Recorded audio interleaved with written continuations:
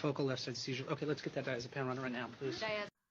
Like a lot of us, I too watched a lot of Grey's Anatomy growing up. This particular episode was about Rasmussen's encephalitis, so let's talk about it. Rasmussen's encephalitis is a rare neurological condition. It is an autoimmune condition that leads to inflammation and slow progression on one side of the brain, leading to atrophy and deterioration of that side of the brain. It usually affects kids under the age of 10, but very rarely you can see it in adolescents and adults as well. We don't know what causes Rasmussen's encephalitis other than there's an autoimmune component associated with it. Some people suggest that it could be due to a viral infection of the brain that has then led to an autoimmune reaction downstream. Because one hemisphere of the brain is affected, it can lead to cognitive deficits. It can lead to language problems if it's the area or if it's the hemisphere of the brain that's dominant for language. It can lead to motor deficits on the contralateral part of the body. And more importantly, it can lead to seizures, usually focal seizures, as we saw in the clip.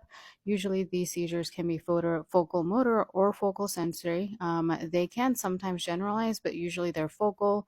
They can be constant, and they are very difficult to control. Treatment is usually with immunotherapy, IV steroids, other immunosuppressants, IVIG, things of that nature. You can use anti-seizure medications to treat the seizures. However, the seizures do tend to be refractory.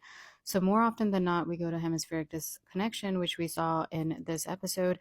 The younger you do the disconnection, the better, because it's more likely that the other side of the brain has plasticity and can make up for the missing side.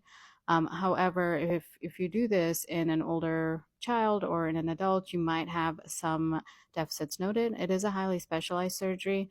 We have done it quite frequently from what I have seen in patients with Rasmussen's encephalitis. The pros and cons need to be discussed with your doctor.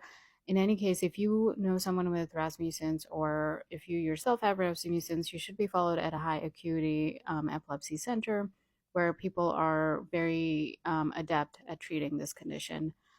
The prognosis really depends on how early you can diagnose and treat, so it's very, very important that you do see a neurologist or an epileptologist at an epilepsy center where they're comfortable treating and diagnosing patients with Rasmussen's encephalitis.